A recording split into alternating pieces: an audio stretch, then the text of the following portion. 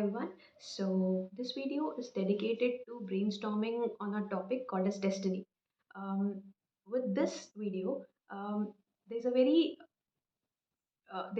hot topic, that is destiny 100% on our hands, or is destiny controlled by someone else? Like, some people believe there's someone sitting above the clouds who's controlling each and everything, who has the power to control our destiny. Like, every scratch we get, every failure we get, every happiness, and every good things we get are already written in destiny. So we are going to brainstorm on this, and this is particularly just a thought process or my take on this. I'm not saying I'm right or wrong here, and everybody else who is believing in something other than what I believe is right or wrong. It's just a point of view, and which can be always different. And yeah, so I'm just learning, so please bear with me for this video. Okay, so my take on destiny is that destiny is 100% in our control. When I'm saying this, you might have a question in your mind, that if destiny is 100% in control of in our hands, then why everybody is not born in Ambani's house, or everybody cannot afford a car or a Mercedes, etc. So there's certain questions like this. Moving ahead with on this video, I would say destiny, there are two aspects in destiny: some things which are in our control to 100%, and some things which are not in our control, right? Like, first talking about the things which are under our control, like the things which are under our control are the choices we make every second or every minute. These are the things which make our destiny. Like, if I decide for next 1 hour, like for example, if I'm taking my example, if I've decided to be on YouTube for an entire 1 year, so this is my take, or this is my choice, right? So, like, destiny is being made up of with every choices we make in every single minute or every single second.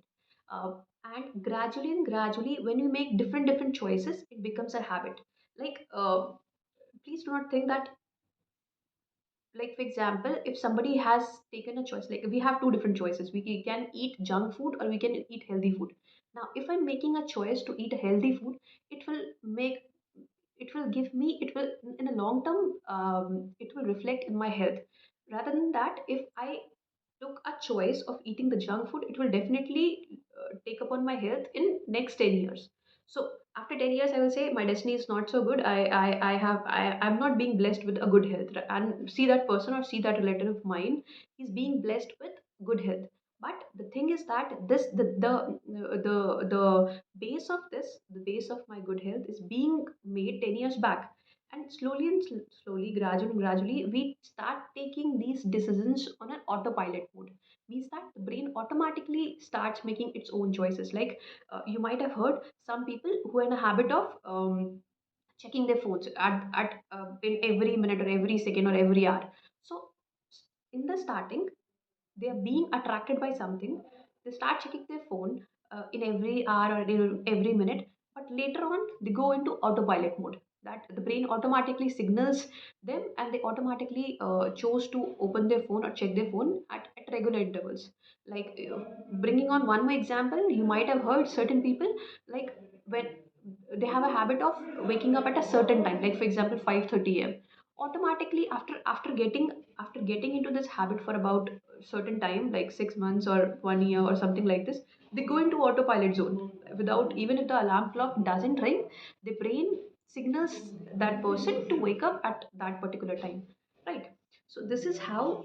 So the base of this is, the thin line, or the base of this is that a destiny is created by the choices we make in every single moment. And in the starting, we take these choices by our own, but after a certain period of time, we go into autopilot zone, and these becomes a habit. So in short, the things in our control are make our destiny. One of the things has been clear. Now, moving on to something else, like the things which are not in our control, in our not the things which are not in our control, like for example, the house in which we are born, the country in which we are born, the race in which we are born, the caste system. And like, the person who is belonging to a low middle class family will always complain that I'm not being blessed with so much of what do you say, there's so much of facilities in comparison to a person from a rich family. So now, heck, my take on this that is that, like, let's take an example of two people. One is from the lower middle class family, another one is from the rich family. Now, I would say that definitely the person who is in the lower middle class family doesn't have all the facilities, but the destiny depends on his approach towards life. Like, if that person has this approach, like, now I have to make my life no matter what.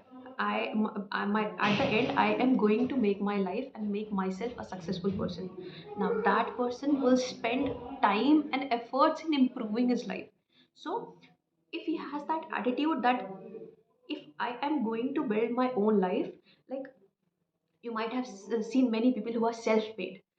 Like, for example, like one of my favorites is Tom Cruise. So that's a self-made person. So you can see a difference between Tom Cruise and other players and other persons, other actors in the industry.